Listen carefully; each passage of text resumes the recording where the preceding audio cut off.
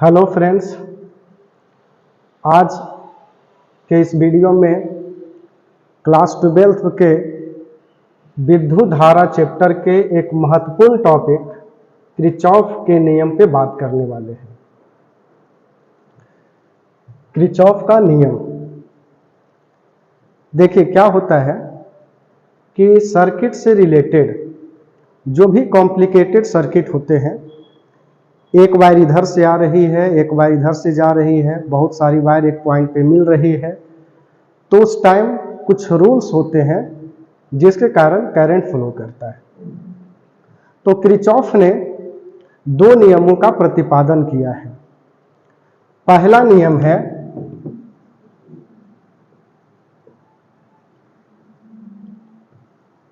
कि किसी भी जंक्शन पर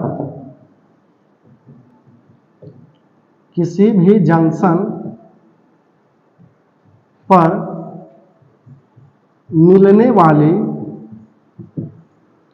समस्त विद्युत धाराओं का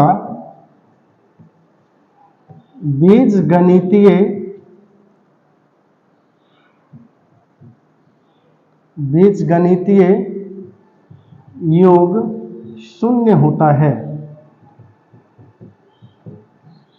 याद कर लेंगे, पहला नियम जंक्शन लॉ, संधि का नियम कहते हैं।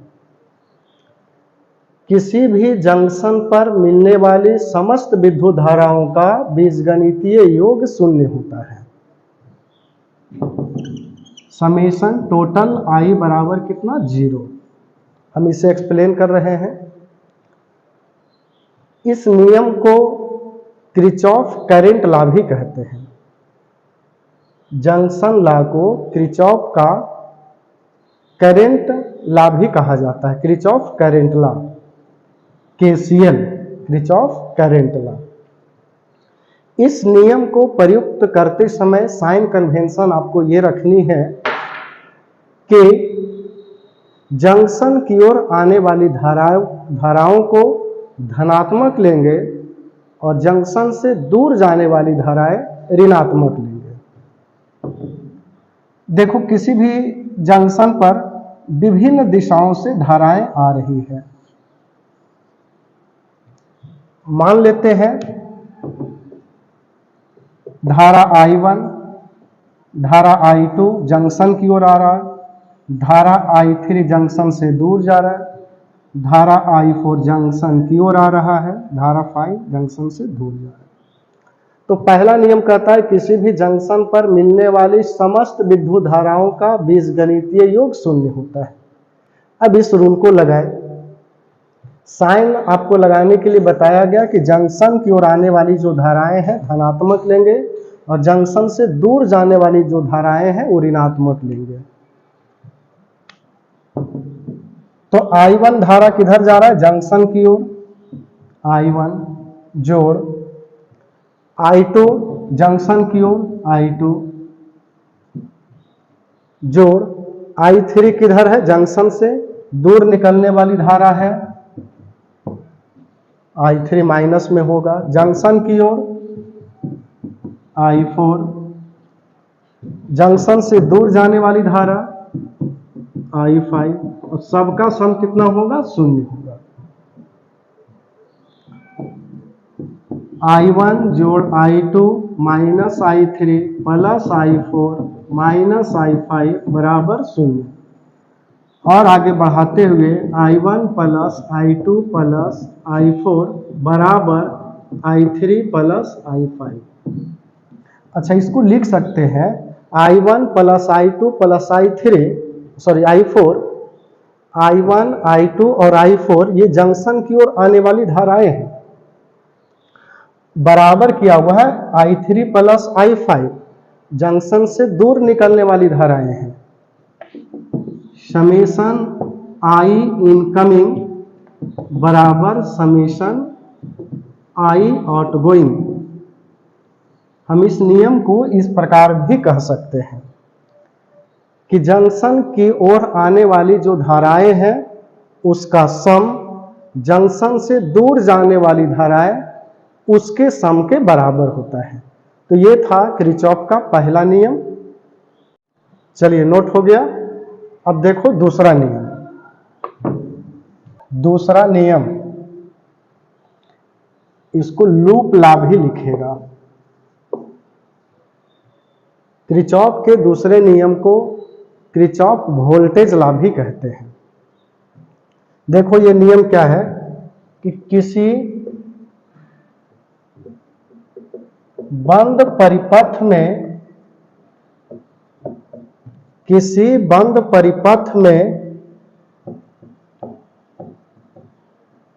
समस्त विभवों का बीजगणितीय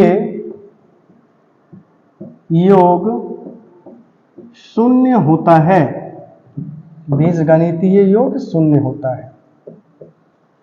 किसी भी, इसको लूप लॉ या मेश लॉ लिखेगा। बंद परिपथ का नियम, किसी बंद परिपथ में समस्त विभवों का बीजगणितीय योग शून्य होता है। That is V1 plus V2 plus V3 plus V4 as so कितना शून्य होगा। समेशन डेल्टा V बराबर शून्य। समेशन डेल्टा V बराबर शून्य। इस लाइन को हम एक्सप्लेन करके समझाते हैं। देखो, तो इसके लिए एक हमें क्लोज लूप बनानी है।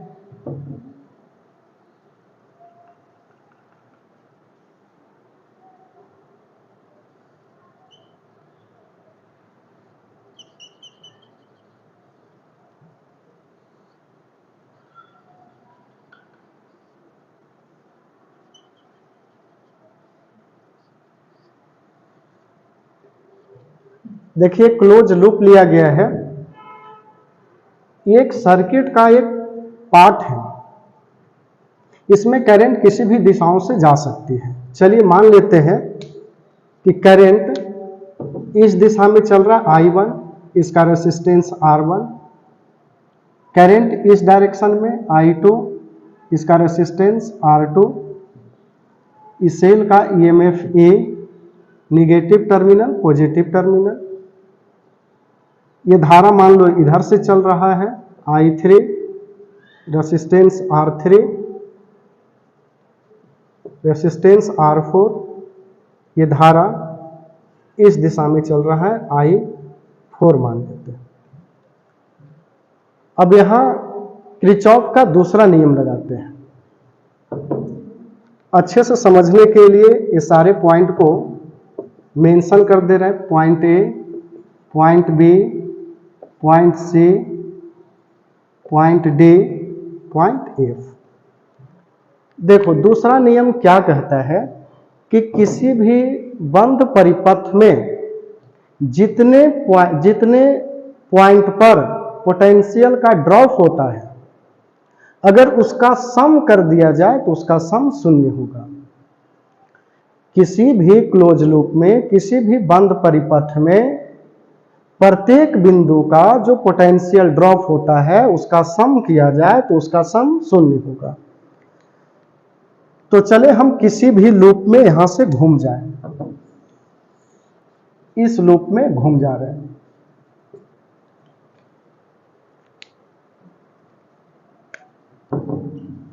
इन क्लोज लूप फर्स्ट, इस पॉइंट का पोटेंशियल मानते हैं VA है। ए पॉइंट का पोटेंशियल कितना VA। अब देखो, इधर से हम घूमने की बात कहा गया है, तो A पॉइंट से B पॉइंट पर पहुंचेंगे तो B पॉइंट का पोटेंशियल कितना होगा, तो VA माइनस धारा के साथ रेसिस्टेंस है I into R, I1 into R1।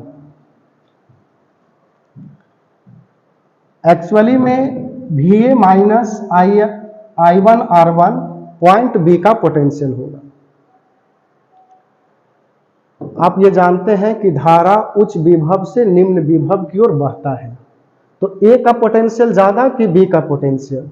ए का पोटेंशियल ज्यादा होगा, इसलिए ए के पोटेंशियल में जो पोटेंशियल का ड्रॉप हुआ है I1 R1 वो हमने घटा दिया है।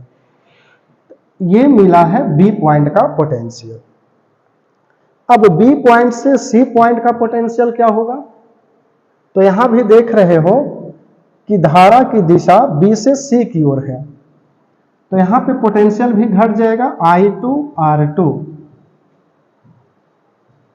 वास्तव में ये पोटेंशियल पॉइंट सी का हो गया। अब सी से पॉइंट डी तक चले, रास्ते में एक सेल है जिसका EMF E है और सेल के निगेटिव टर्मिनल से पॉजिटिव टर्मिनल की तरफ जा रहे हैं, तो इसका पोटेंशियल क्या होगा?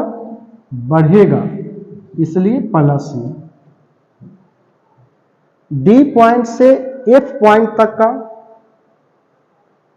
तो धारा के विपरीत दिशा में, धारा चूंकि हाई पोटेंशियल से लो पोटेंशियल की ओर बहता है, तो पोटेंशियल किसका ज्यादा होगा? पॉइंट एफ का। तो डी से एफ में जा रहे हैं, तो यहां पर प्लस का साइन दोगे, I3 R3, I3 R3। F से पॉइंट ए तक, एफ से पॉइंट ए तक पहुंचेंगे, ये धारा के साथ चल रहे हैं, इसका पोटेंशियल ज्यादा, इसका पोटेंशियल कम, तो ज्यादा से कम में जा रहे हैं, पोटेंशियल का ड्रॉप हो रहा है। I4 R4 बराबर किसका मिला? ए का पोटेंशियल मिला, ए का पोटेंशियल मिल गया। VA से VA हटा दीजिए, minus I1 R1 minus I2 R2 plus E plus I3 R3 minus I4 R4 बराबर 0, या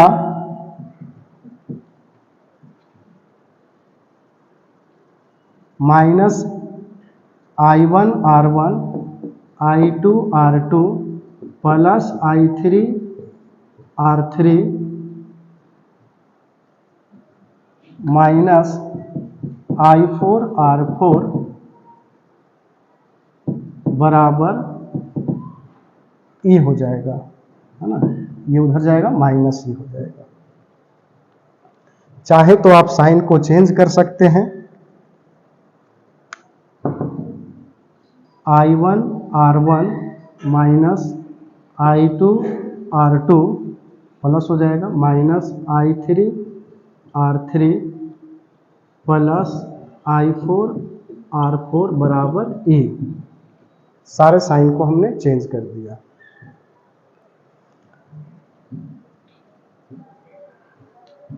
ठीक है, यहां तक नोट करें, फिर ऊपर से मिटाते हैं।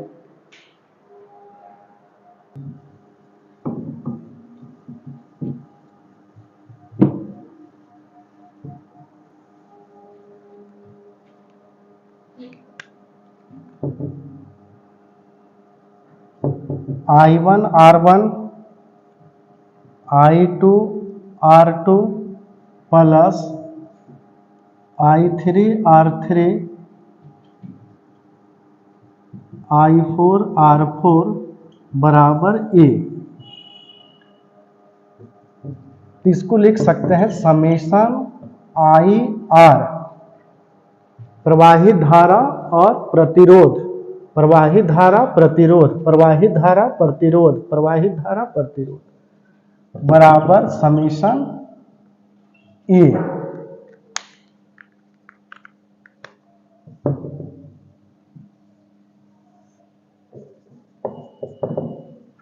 अतः इस नियम को, किरचॉफ के दूसरे नियम को इस प्रकार भी कहा जा सकता है।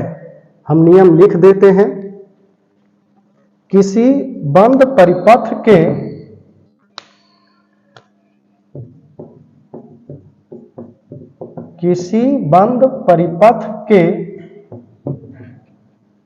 विभिन्न भागों में विभिन्न भागों में प्रवाहित धारा तथा संगत प्रतिरोधों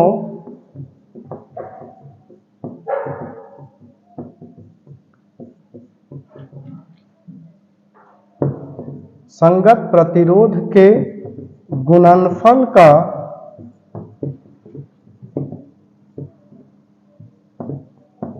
बीजगणितीय योग उस बंद परिपथ में उपस्थित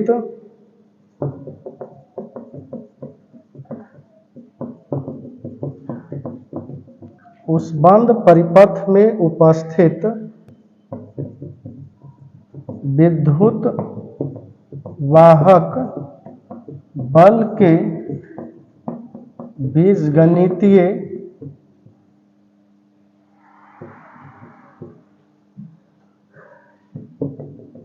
योग के बराबर होता है।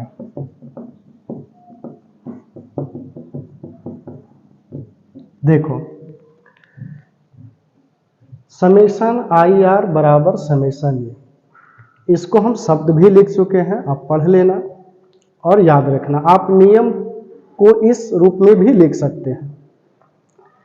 किसी बंद परिपथ के विभिन्न भागों में प्रवाहित धारा तथा संगत प्रतिरोध के गुणनफल, धारा और प्रतिरोध के गुणनफल का बीजगणितीय योग क्या कर रहा है कि उस बंद परिपथ में उपस्थित विद्युत वाहक बल के गणितीय योग के बराबर होता है। आप नियम के रूप में इसे भी लिख सकते हैं। समेशन आई आर बराबर समेशन ए। लेकिन अगर आप इस नियम को लिखते हैं तो आपको साइन कन्वेंशन लगाने में सावधानी रखनी होगी। आप मिलाएंगे इस थ्योरी से कि समेशन आई आर जो लिखा हुआ है, यहां देखो I1 R1, I2 R2, यहाँ प्लस में है, यहाँ माइनस में है, तो चित्र से समझ में आएगा। I1 R1 क्या है कि धारा के साथ चले हैं, इसलिए धनात्मक मिला है। I2 R2 धारा के इधर साथ चले हैं। I3 R3 जो है वो माइनस मिला है। तो इसका मतलब है धारा के विपरीत दिशा में चला गया था। I4 R4 धारा के साथ चले हैं। ठीक है, तो समेशन आई आर लिखने के लिए यह ध्यान रखना होगा कि अगर आप धारा के साथ चलते हैं तो धनात्मक चिन्ह का प्रयोग करेंगे, धारा के विपरीत दिशा में लेते हैं तो वोल्टेज लिखते वक्त आप धारा को ऋणात्मक साइन प्रयोग करोगे। सेल का जो विद्युत वाहक बल है वो पॉजिटिव दिखा रहा है और निगेटिव से पॉजिटिव टर्मिनल की तरफ बढ़ रहे हैं। तब पॉजिटिव से निगेटिव की तरफ चलेंगे तो ई का मान निगेटिव लेंगे। तो इस प्रकार किरचॉफ के दो नियम हैं, दोनों नियम को बता दिया गया है। ठीक है, किरचॉफ का प्रथम नियम आवेश संरक्षण के अनुकूल है और किरचॉफ का द्वितीय नियम ऊर्जा संरक्षण नियम के अनुकूल है। चलो अब देखते हैं व्हीटस्टोन ब्रिज। ये हमेशा दीर्घ उत्तरीय प्रश्न में 5 नंबर के आते हैं। व्हीटस्टोन ब्रिज, व्हीटस्टोन ने 4 प्रतिरोधों, एक सेल तथा एक गैल्वेनोमीटर का उपयोग करके एक युक्ति या परिपथ बनाई जिसे व्हीटस्टोन ब्रिज कहते हैं। इस विशेष परिपथ का उपयोग करके किसी अज्ञात प्रतिरोध का मान आसानी से ज्ञात किया जा सकता है। तो देखो, इसके लिए एक चित्र बनाते हैं। देखो, चित्र में 4 प्रतिरोध P, Q, R, X, P और Q ज्ञात प्रतिरोध है, R वेरिएबल रेसिस्टेंस जिसका मान हम बदल सकते हैं, X अज्ञात राशि, अज्ञात प्रतिरोध जिसका मान हम लोग निकालेंगे, गैल्वेनोमीटर है जी से सूचित किया गया है। एक सेल, एक स्विच है, इसका कोई विशेष काम नहीं, केवल इसके टाइपिंग से परिपथ को ओपन या क्लोज किया जा सकता है। देखो, सेल से धारा आई चलेगा, किरचॉफ का नियम लगाएंगे पॉइंट ए पर, तो ये आई बढ़ जाएगा I1 और I2 में। एट पॉइंट ए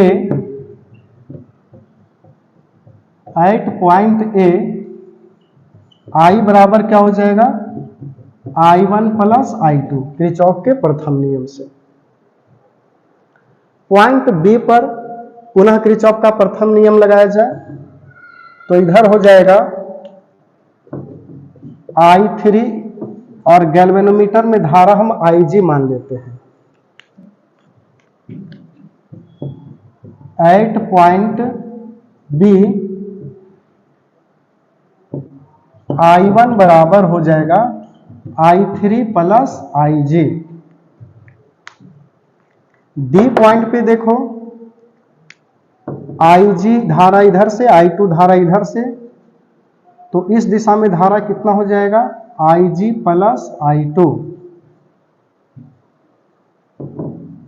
बराबर हम I4 ले लेते हैं। I3 यहां है, I3 हो जाएगा I1 plus IG।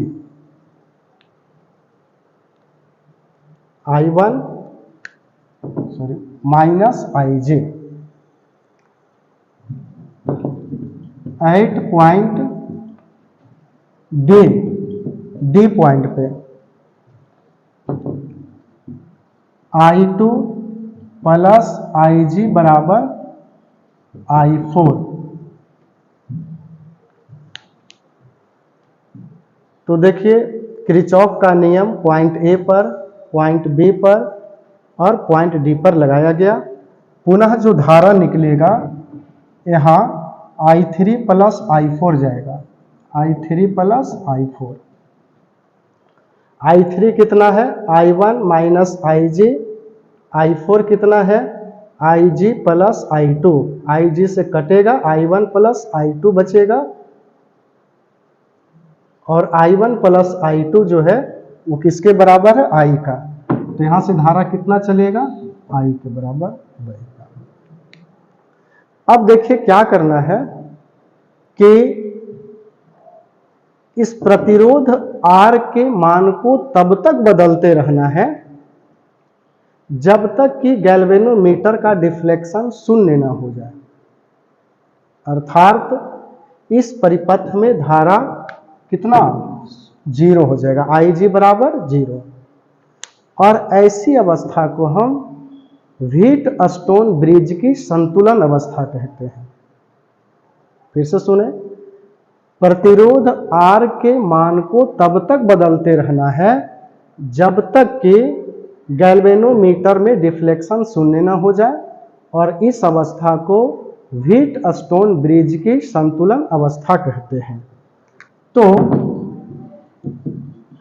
Wheatstone bridge की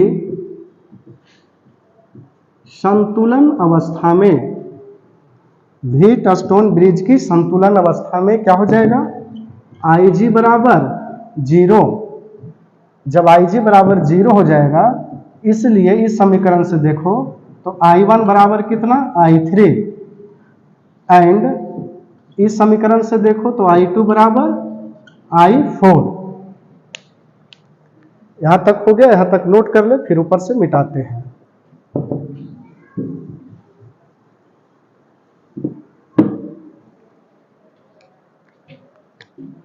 अब बिंदु A तथा B के बीच विभवांतर, बिंदु A तथा B के बीच विभवांतर क्या होगा, VAB। तो VAB को क्या लिखेंगे, VA माइनस VB बराबर होगा ओम के नियमानुसार I into R। I1 into P, प्रतिरोध कितना है P।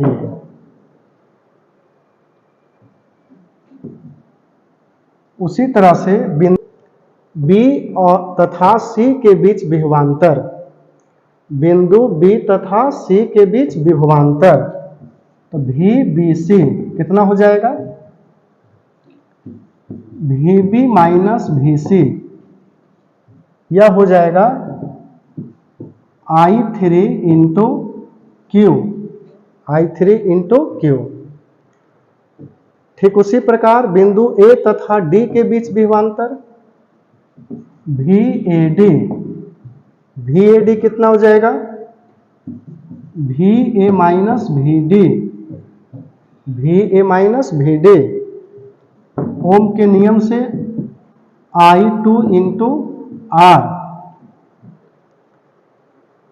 बिंदु D और C के बीच विभवांतर VDC, VDC का मान इसको लिख सकते हैं VD माइनस VC बराबर I4 into X, I4 into X। चूंकि गैल्वेनोमीटर में धारा प्रवाहित नहीं हो रही है, इसलिए बिंदु B और बिंदु D का जो पोटेंशियल होगा VB और VD क्या होगा, बराबर होगा। बिंदु B और बिंदु D का पोटेंशियल क्या होगा, बराबर होगा। तो हम VB को या तो VD लिख दीजिए, यहां भी VD लिख दीजिए, या VD को VB लिख दो। तो समीकरण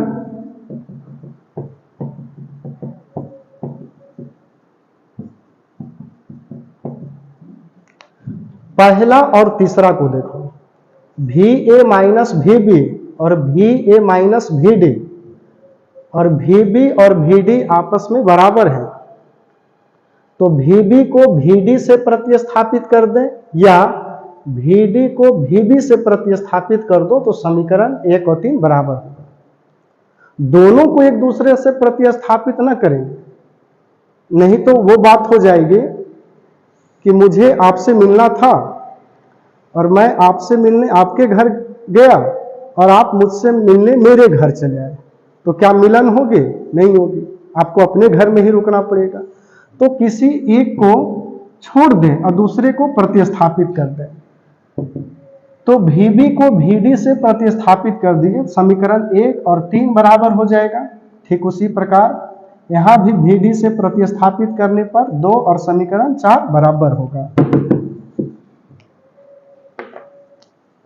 इसलिए समीकरण 1 बराबर 3 एंड 2 बराबर 4, तो लिख सकते हैं I1P बराबर I2R तथा I3Q बराबर I4X।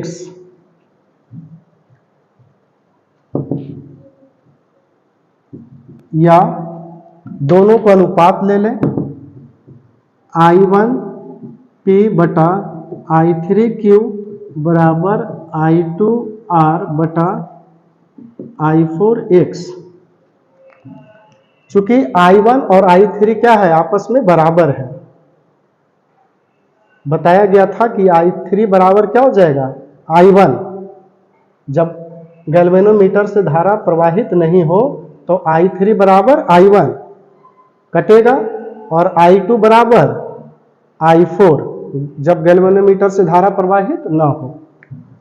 तो I1 से I3 हटा दीजिए, I2 से I4 हटा दीजिए, लिख दीजिए अब बगल में I1 बराबर I3 एंड I2 बराबर I4। इसलिए P बटा Q बराबर R बटा X। P और Q ज्ञात प्रतिरोध है, R वेरिएबल रेसिस्टेंस है, X का मान ज्ञात किया जा सकता है। तो इस प्रकार व्हीटस्टोन ब्रिज की सहायता से किसी अज्ञात प्रतिरोध का मान निकाल सकते हैं।